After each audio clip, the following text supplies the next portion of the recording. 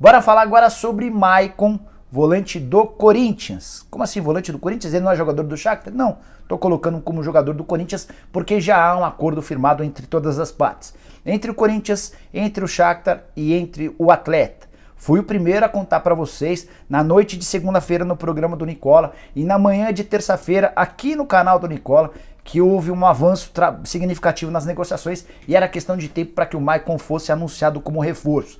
Esse anúncio pode acontecer nessa quinta-feira. O Shakhtar topou emprestar o Maicon até dezembro, até o fim da atual temporada. Esse empréstimo gratuito, o Corinthians assume 100% dos vencimentos do Maicon. Como o Timão alegou ao jogador que o salário estava meio alto, o Maicon acabou aceitando abrir mão de parte dos vencimentos, uma pequena parte. Então o Corinthians assume quase a totalidade dos vencimentos do Maicon. O Timão não paga nada ao Shakhtar e fica com um jogador extremamente importante que deve cair como uma luva nesse processo de rejuvenescimento do meio-campo alvinegro. O Maicon é esperado nessa quinta-feira no CT do Parque Ecológico do Tietê para iniciar treinamentos. Antes de gravar o vídeo, conversei com um dirigente do Corinthians que me assegurou que inclusive o sogro e empresário do Maicon, o Marcelo, esteve nessa quarta-feira lá no Parque Ecológico do Tietê acertando os últimos detalhes desse acordo. Como é que vai funcionar? O empréstimo é gratuito. Se pintar uma proposta de um outro clube, por exemplo, da Europa, na metade do ano, o Corinthians tem duas opções. Ou cobre a sua oferta para ficar com o Maicon, ou fica com uma pequena taxa de vitrine. O que é a taxa de vitrine? É um percentual em cima do negócio pela valorização do atleta.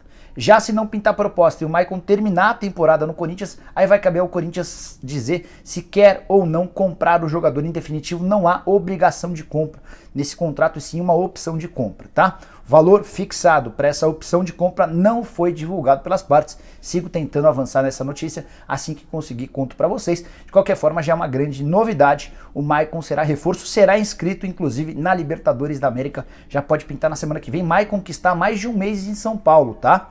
Assim que ele voltou do leste europeu, desde então está em São Paulo.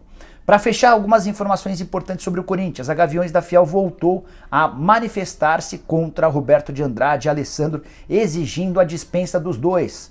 Há um entendimento de que essa diretoria erra demais e que os homens que cuidam do departamento de futebol não têm capacidade para seguir. Gaviões também avisou que não vai aceitar em hipótese alguma aumento no preço dos ingressos.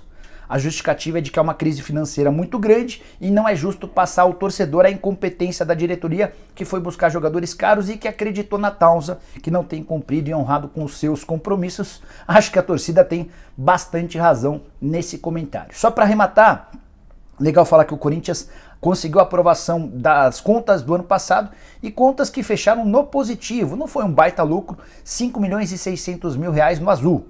Bem melhor do que nos últimos 4 anos, quando sempre o Corinthians havia registrado prejuízo. Prejuízo de 2020 havia sido de 123 milhões de reais. As dívidas do Timão em 2021 caíram de 953 milhões de reais para algo na casa dos 912 milhões de reais.